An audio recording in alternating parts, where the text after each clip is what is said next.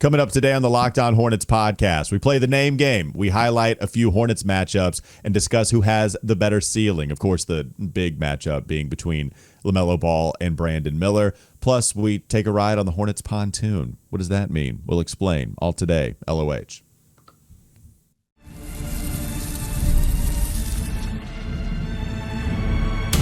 You are Locked On Hornets, your daily Charlotte Hornets podcast. Part of the Locked On Podcast Network, your team every day. In a minute, cuz we live.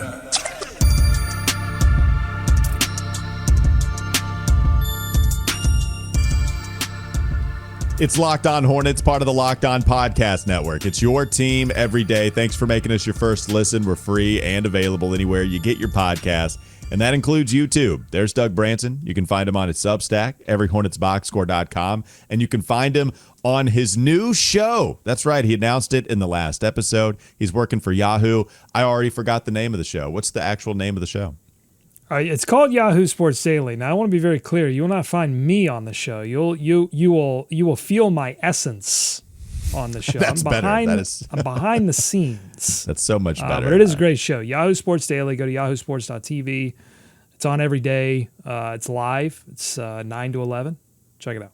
Yahoo Sports Daily. You will feel Doug's essence. That should be the motto of the show. I'm Walker Mail. You can listen to me on WFNZ every weekday from 12 to 3 p.m., 92.7 FM. By the way, a new partnership with ESPN we just announced within the last couple of days. Doug, ESPN, they're just going to follow me around, I guess.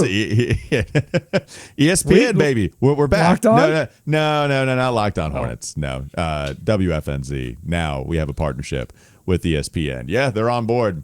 Again, I work for ESPN again. I guess I interesting. I get to announce that. Okay. Yeah. Well, we'll talk about that off air. That's a big announcement. I know. You're popping that. You're hitting me over the head with that on the air. That's wow. That is true. Yeah. I honestly got super excited. I thought you meant Locked On Hornets. I thought I was going to get to call Shamsy up and say, hey, we're partners now. We're brothers. Stephen A. Smith debates LeVar Ball on Locked On Hornets tomorrow. Oh my God. Never lost. I can't wait to hear it. We should talk about that. As somebody who understands my last job very well, having worked with ESPN then, I'm working with them again. Anyways, go check it out for yourself. Wow, huge. Yeah, there you go. It changes absolutely nothing, by the way. Local programming is still the exact same. It's just national programming really at night, changing from 9 p.m. to 6 a.m., and we get to air some marquee matchups. The NBA Finals, we'll get to air that this year, so that's pretty cool. Okay, enough with ESPN. This episode is brought to you by FanDuel. Football season, it's here. We had the Eagles-Cowboys game just last night. Awesome stuff. New customers can bet just $5 with FanDuel, and if your bet wins, you'll get $300 in bonus bets. You can download the FanDuel app or FanDuel.com to get started. Bigger ceiling, name game time. Explain the rules, Doug. God, so is it the bigger ceiling? I put bigger ceiling in the rundown, and what I should have said is higher ceiling, right? Because it's not the size of the ceiling. It's the size. It's the motion of the. Sorry. No, you're talking about. I got you. Oh, it's the amount of popcorn on the ceiling. No, it's the height of the ceiling. It's not the ceiling is the roof equals higher ceiling. Yes, it's the higher ceiling of these players. Just some 1v1 matchups here between some of the bigger names in Charlotte. Love the name. Who has the higher ceiling? Love the name game. Do you want to start with the big one, or do you want to work ourselves up to the big matchup? You tell me. No, we live Dive like right there's no in. tomorrow. You start with the biggest one. Love it. LaMelo. You start with the biggest one, but you do higher ceiling. I mean, I'm going to change it on the sidebar to its higher ceiling. Okay, this is happening real time for nobody watching us or anybody not watching us on YouTube. All right, LaMelo or Brandon, who has the higher ceiling? What's interesting is I almost answered this like who's most likely to hit their ceiling, and I think that's actually a different answer. The higher ceiling to me is LaMelo Ball. I think even the detractors of LaMelo, one way that you detract from LaMelo is by discussing just how crazy talented he is. They're actually using LaMelo's talent against him as this insult because they also discuss how he's not a winning player, that he'll never realize all of that talent because all he's going to do is be a good stats, bad team guy. But they always throw that in there. And then, if you got to take out the magnifying glass and look real hard, but there is a compliment. It is because LaMelo is so talented. I think the handle is among the biggest reasons. I think the passing is otherworldly. The fact that he can hit every pass, whatever angle he wants to hit. I would say the three-point shooting is real. The pull-up three-point shooting is very real. The ability to create his own shot, that's there also. I would say LaMelo has the higher ceiling. Yeah, for sure. I mean, he can shoot, create his own shot, pass at an elite level, shoot, pass, defend. He's got 2 of the 3.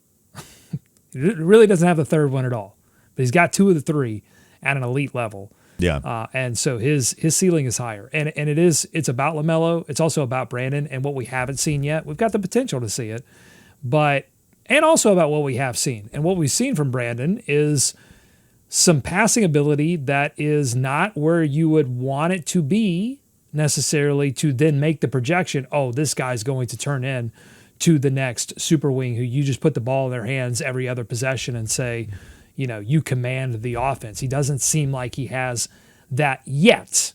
Not that he's not going to have it, but he had the ability to show that in his rookie season.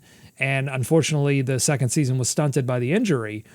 But we just haven't seen that yet. So still, the LaMelo has the higher ceiling. And, but look, LaMelo is also one ankle injury away from being completely stuck on the floor. So there's that too. Yeah, and LaMelo was so talented. Let's not forget that he got that Supermax extension, and nobody batted an eye. The Hornets, the old regime, they gave it to him right away. We didn't argue it. We discussed how he should have gotten that max extension right away because of all the talent that he possessed. That's why I think you would have him over Brandon. Maybe we can finish some of those thoughts on the other side of the break and continue to play the name game. Coming up next on the Locked On Hornets podcast. Bees everywhere! Yeah, higher ceiling still between LaMelo and Brandon. We'll pin a few other players against one another and discuss higher, not bigger, higher ceiling plus Hornets Pontoon. I can't wait to get to that segment. That's all still to come. LOH.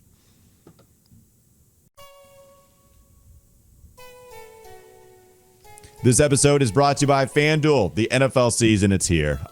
It's glorious. Watching Saquon Barkley run for a touchdown last night on my fantasy football team. I got a lot of stock in Saquon Barkley. Oh, now we can talk about our fantasy teams, right. apparently. That's right. Anyways, I'm sorry. NFL, it's here, baby. Football season is here. And FanDuel is making sure you're ready for kickoff with a can't-miss offer. Right now, new customers can bet just $5. And if your bet wins, you'll get $300 in bonus bets to use across the app. I know I love using FanDuel because it fits however you like to bet. Player props, big fan of player props. Those are fun. Building a same-game parlay, I stay away from them, but maybe that's your speed. Or even jumping in live as the action unfolds. It makes every game more exciting, whether you're watching your team or just keeping an eye on your fantasy lineup. It's quick, it's easy, it's the best way to add a little more energy on your Sundays. So are you ready to play? Download the FanDuel app now by visiting FanDuel.com to get started. That's FanDuel.com to place your first $5 bet.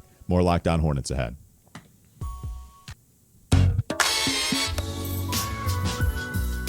Just some finishing thoughts on the LaMelo Brandon higher ceiling conversation. Like, I guess not to muddy the waters and not to play semantics, Brandon Miller is a highly valuable type of basketball player. So is LaMelo. I do think, going back to my first point about who's most likely to reach their ceiling, does your answer change if I phrase it that way, Doug? Do you think Brandon Miller is more likely to hit his ceiling than LaMelo is?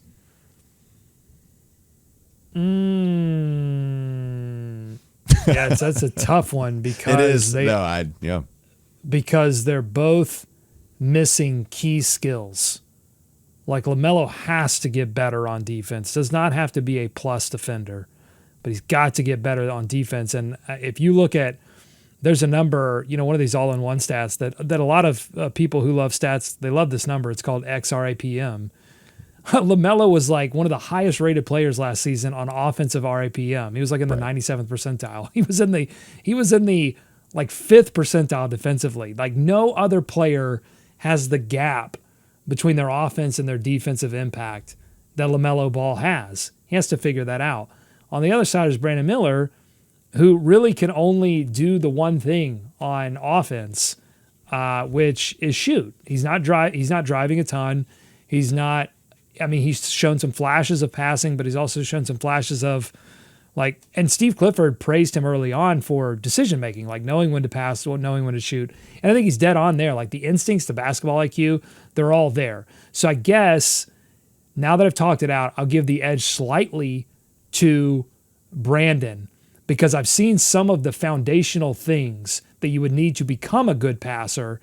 I've already seen some of those. With LaMelo, what I saw last season was a guy who was clearly trying to be a better defender, but was so poor in terms of the technique that it was causing him to foul out of games. And that's a lot more concerning in terms of his ability to develop that skill.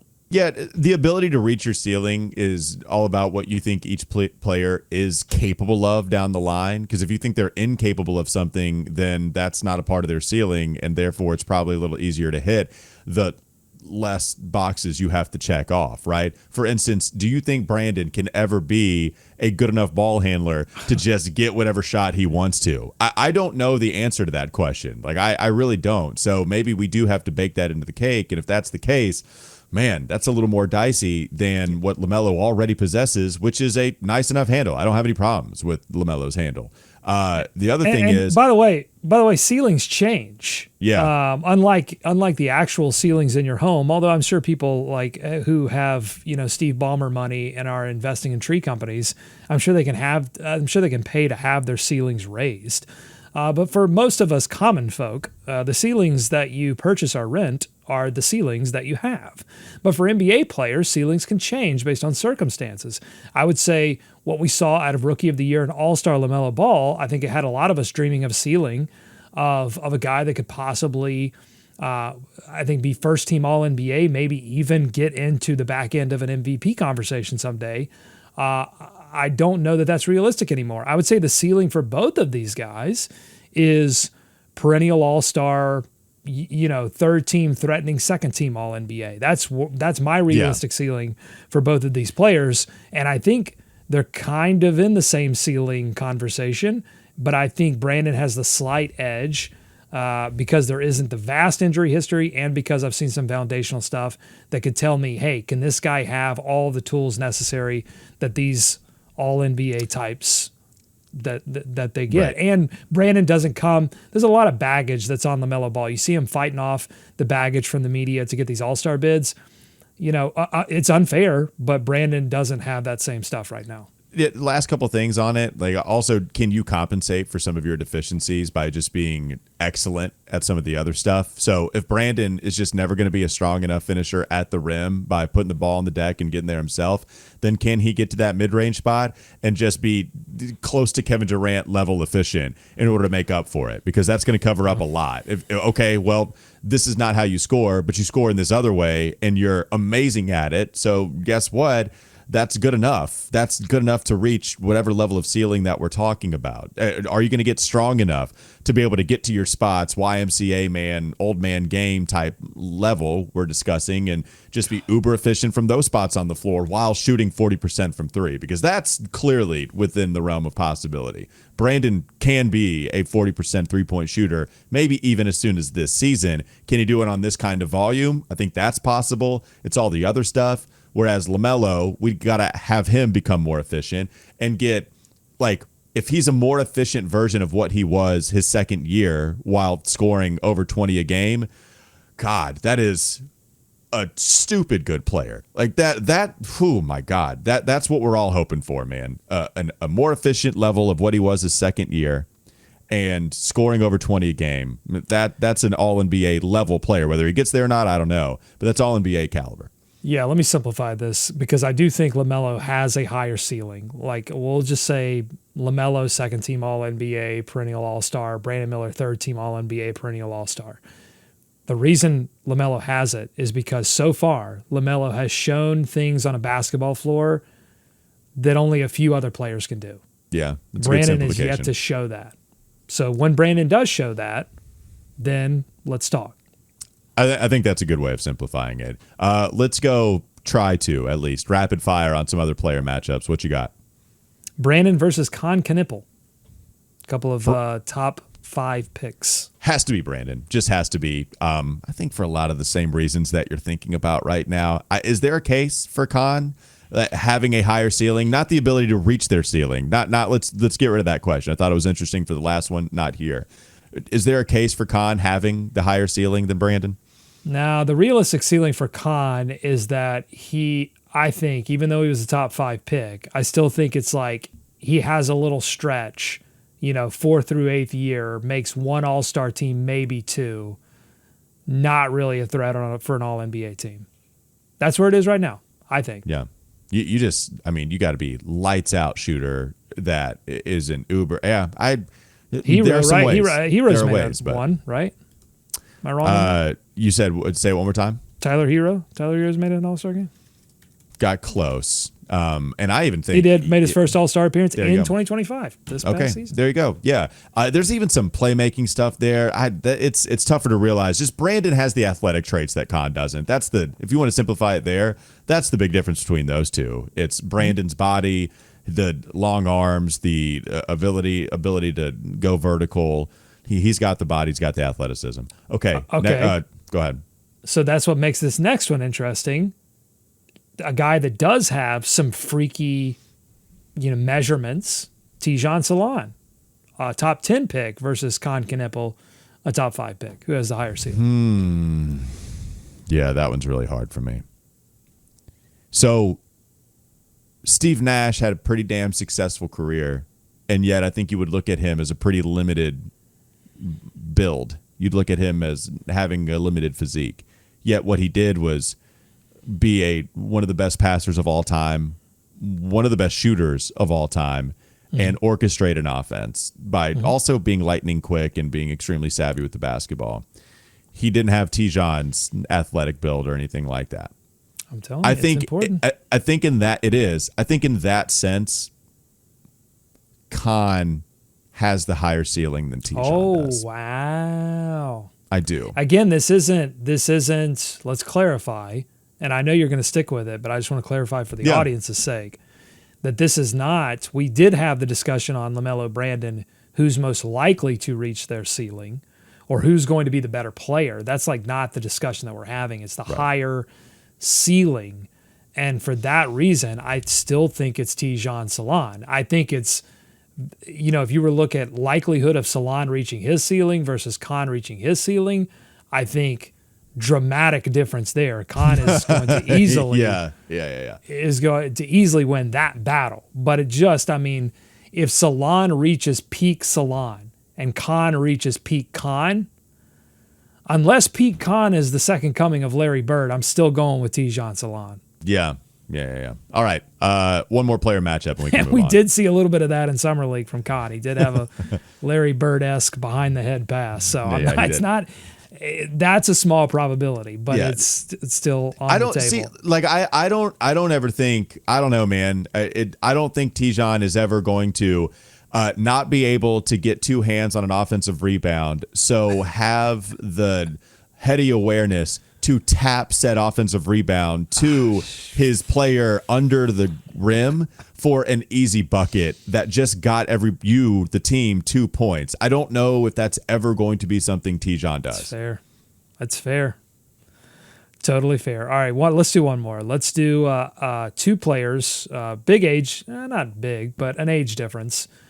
But they scream potential, and that's Trey Mann versus Liam McNeely. Who has the higher ceiling? God. I think Trey's got a lot of ability. For what archetype I'm thinking of, man, he's lightning quick. We saw a lot of really good stuff from him last year. Liam McNeely is interesting. I would say Trey Mann coming off of the bench, crossing you up. The defensive instincts are there with him. I don't know about that with Liam. Even if you have the competitiveness, I don't think he's going to dog it on the defensive end at all. I think he's going to be the crazy maniacal dude that actually dives for loose basketballs. I think that's him. But I think Trey Mann has a lot of ability, so he's the one that I'll go with. I'll go Liam McNeely here to try to ward off some of the people that were saying that I was hating on Liam McNeely early on. No, I'm just kidding. Now I'm going to go Liam McNeely here because I think he can be more consistent on the defensive end of the floor than Trey. And a lot of Trey Mann is already cooked. It's already baked in, just in terms of the opinions that people are going to have about him that vote for things that we would then, 10 years from now, use in a discussion about did they reach their ceiling? What was their ceiling? So I'll say Liam McNeely with the advantage of the new car that is yet to come off the lot, and just a little bit that I saw in Summer League that surprised me. And so did Trey Mann. Trey Mann surprised me too with the AI impression that he was doing early in that season. But so much of it was predicated on the offensive end of the floor. I think Liam McNeely flashed some potential of being a two-way player. So, I don't think either of these players are going to be threats to make, an all-NBA team or any of the other ceilings that we've been talking about. But just in terms of being like a rotation player, that I would say ceiling for both of these players would be like rotation player that you can count on in a playoff series. I see more of it in Liam McNeely than I see in Trey Mann right now. Yeah. All right. I think that's fair too. Coming up next on the Locked On Hornets podcast. What a segment. We know that was a good one. Feet everywhere! Okay. Do we know pontoons? We make our own pontoon crew. Coming up next, Locked On Hornets.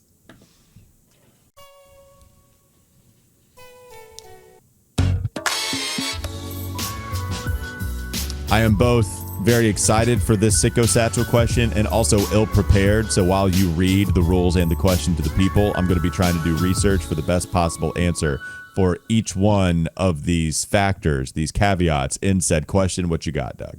Doing research as the segment begins is the only way we know how to do this show. It's why you love us. It's why you keep coming back for more. Speaking of, I'll give you a little extra time because I will do a little programming note here. Starting next week, we're going back to 5 days a week. That's right. Yeah. Beginning of September. Who wore it best? We might have to start who wore it worst because we've got a lot of programming time to fill. I'm going to need the Sicko Satchel's help to do that. And so we go to the Sicko Satchel here. And I didn't even call for this one. This was the great Jay Brown Buzz City just jumping into the Sicko Satchel ready with a question here. So here we go. This is usually asked as your dream foursome for the golf course type of question. But I need more seats. So let's pretend it's Labor Day weekend and you are taking out 7 folks for a pontoon ride.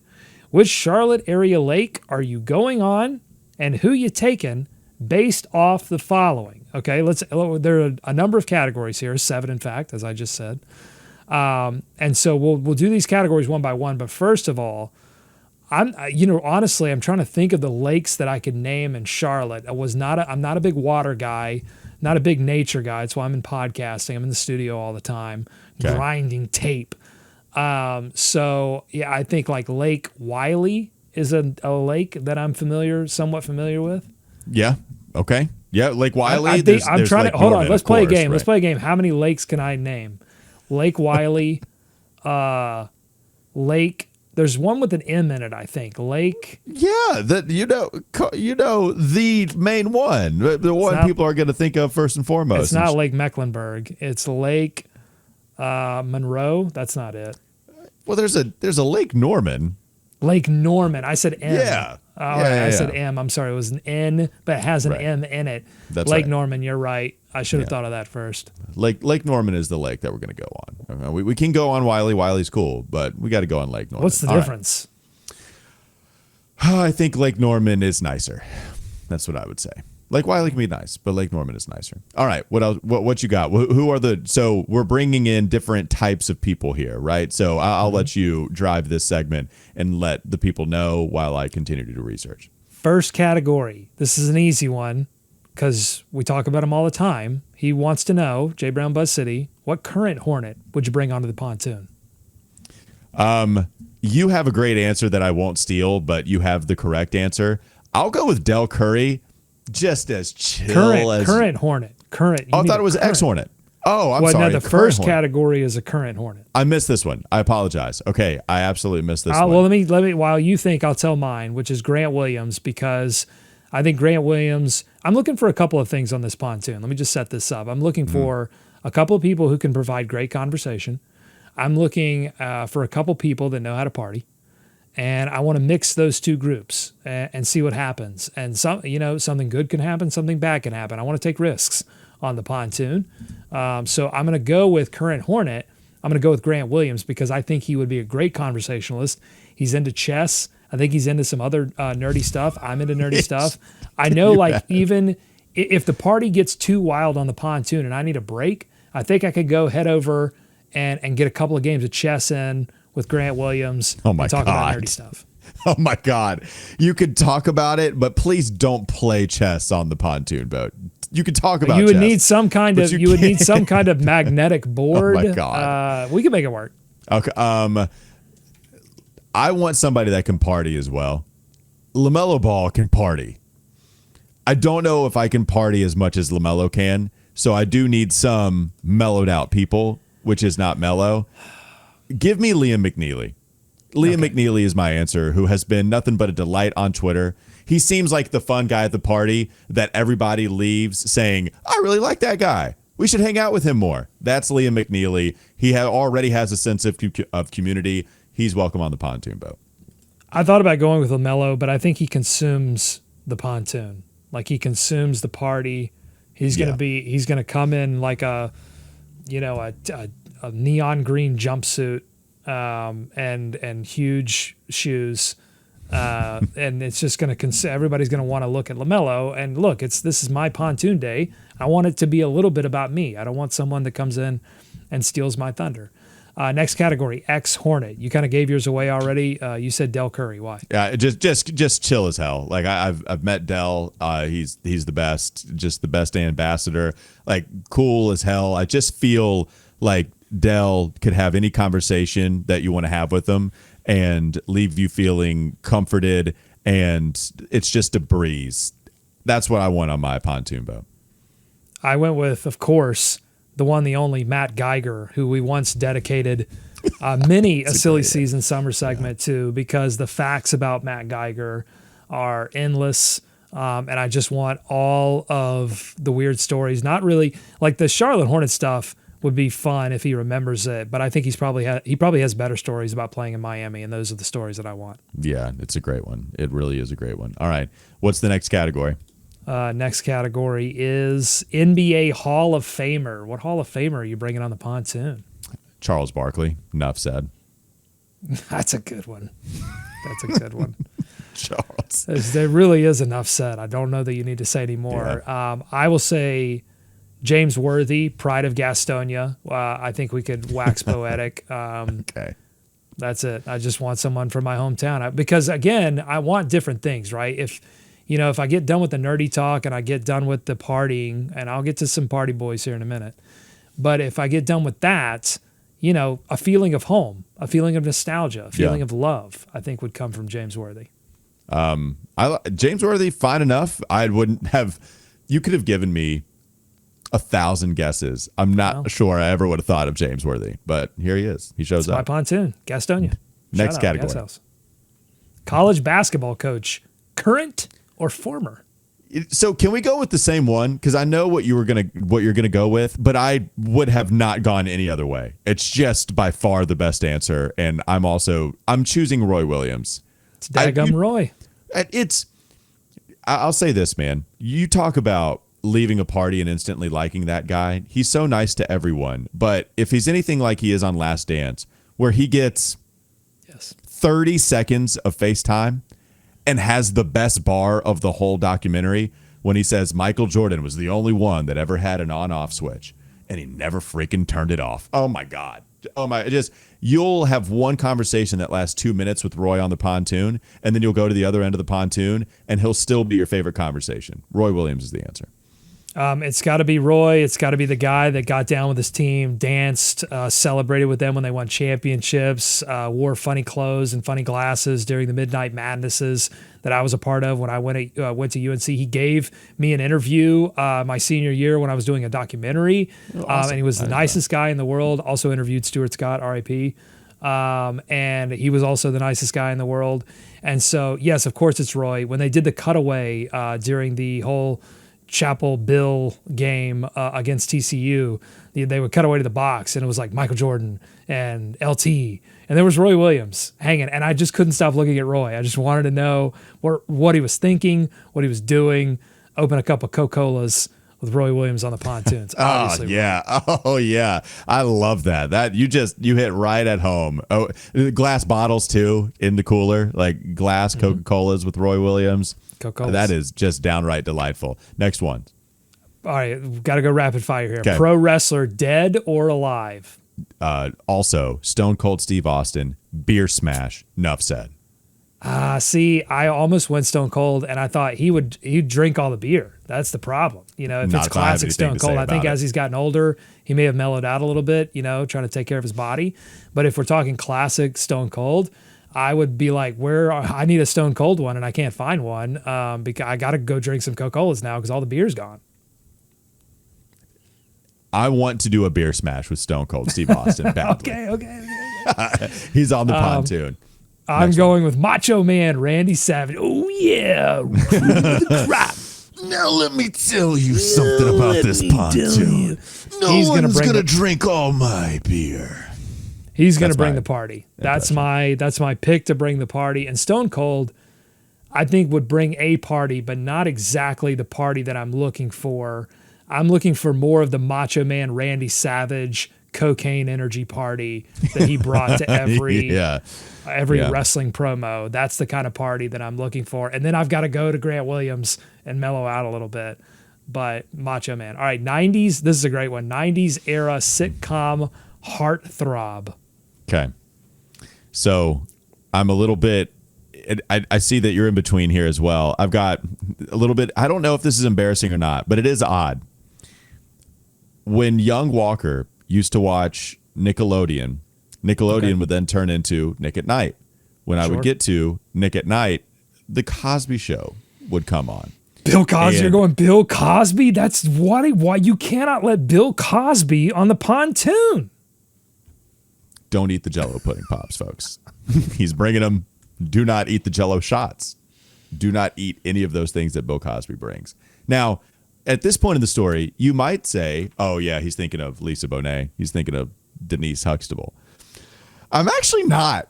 Young, like, elementary school age Walker, his first crush, this is a true story. My first, like, TV crush was actually Felicia Rashad. It was the mom. It was Claire Huxtable, more so than it was Denise Huxtable, who was beautiful. I mean, Lisa Bonet, that's the heartthrob in The Cosby Show. But for Walker Mayo, it was Mrs. Huxtable, man. It was Claire. So it's either her or, if I want to be a little bit more age appropriate, then it's probably got to be Ashley, Tatiana Ali from Fresh Prince of Bel-Air, or Jennifer Aniston. In between those three. All right, I'm sorry. I'm done. That's good. I thought you were going to go Malcolm Jamal Warner, also big RIP. That's terrible. Oh, God, yeah. It was a big part of my childhood, not only for that show, but also remember Eddie and Eddie. Was it Eddie and Eddie? No, that's Malcolm and Eddie. You're talking about Malcolm and Eddie. Of course, yeah. Malcolm. Duh. Eddie. Sorry. Yeah. It's late here, folks. So yeah. I think Jay Brown Buzz City was thinking in the same direction as you, like heartthrob that we would have been crushing on. Yeah. I took the pontoon assignment too seriously because I thought, I could go Tiffany Amber Thiessen, I could go a lot of different directions. And I was too, that's the famous one, but I was, Oh, Topanga. I forgot about Topanga. I'm sorry, go on. But if we're talking about a pontoon, I've already got, a bunch of dudes, including Macho Man Randy Savage, Roy Williams, James Worthy, Matt Geiger, who, if I brought my heartthrob, they're not going to have a great time. And listen, as much as I was crushing on Tiffany Amber Thiessen, I'm going to give more time to Roy. I'm going to give more time at this age. I'm going to give more time to Macho Man Randy Savage. Like, come on. They're going to feel they're not going to have anyone to really relate with.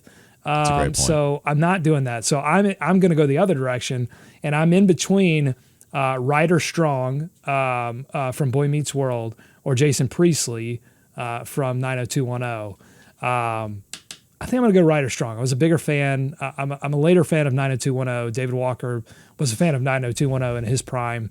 But Ryder Strong, I'm going to go with him from Boy Meets World. I'm not going to go with one of the Savage boys because I've already got a Savage on the boat. Can't have two Savages. They eat each other. Mm-hmm. But also, you know, I was a Corey in life, but I wanted to be a Sean. Okay. Man, you know what? I'm going to take all four. I'm going to take Topanga. I'm going to take Ashley. I'm going to take Mrs. Huxtable. And I'm going to take Rachel. I'm taking all four, buddy. Wow. Yeah, I'm taking all four. No apologies. Pontoon is getting crazy. No apologies. Call the Coast Guard out there. You're violating all kinds of rules. All right, you obviously didn't prep the segment well because you've already picked Del Curry. Yeah. And for the final selection, Jay Brown Buzz City wants one Curry. It's such a good question. I apologize for ruining it. The thing is, I'll absolutely take Steph. I like Seth a lot. I've met Seth. I've never met Steph. Seth is very cool. You got to get Steph though, man. Like you got to have Steph on the pontoon with Dell, and it's Steph for me if I already have Dell. So I got both. I cannot base this in any kind of reality. I don't know the man. I've never spoken to the man. From his public persona, I get a weird vibe that he would not be a great conversationalist, that a lot of conversations would end awkwardly and I wouldn't know where to go with them. I don't think me personally, I could have a great conversation with Steph. And I don't know that he would get into the party scene on the boat. I'm not sure. Maybe he would. Maybe he would surprise me. I don't think so. So I'm not going to go Steph here. I'm going to, listen, with what's going to be happening on this boat with Macho Man Randy Savage and maybe Matt Geiger, I'm going to need something to eat at some point. So I'm going to go Thai red curry with chicken. I'm going to need to put something on my belly if I'm partying with those fellas.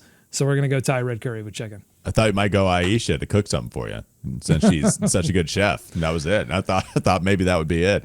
But okay, great pontoons. I love that question. Shout out. And this was Jimmy who sent that one in? Is that what you said? That was Jay Brown, Buzz City of the Sick Hour Brigade. Join subtext.com/Locked On Hornets for a free trial, and you can be part of the show. All right. What a great question. I love that segment. That'll do it for Locked On Hornets. Thanks for making us your first listen. We're free and available anywhere you get your pods. That includes YouTube, Doug Branson, everyhornetsboxscore.com, Yahoo. God, I'm going to get it. Sports Daily. Yahoo Sports Daily. Yahoo Sports. Yeah, I got it right. TV. Yahoo Sports Daily. All right, there you go. Yahoo Sports Daily. Also check that out. And I'm Walker Mail. Listen to me, WFNZ, every weekday from 12 to 3 p.m. Have a great rest of your day. Have a great weekend, folks. We're back next week, 5 days a week. I mean, we are hitting so far away from the start of the NBA schedule. Not all that far, but still seemingly far. We are back 5 days a week. We'll see you then.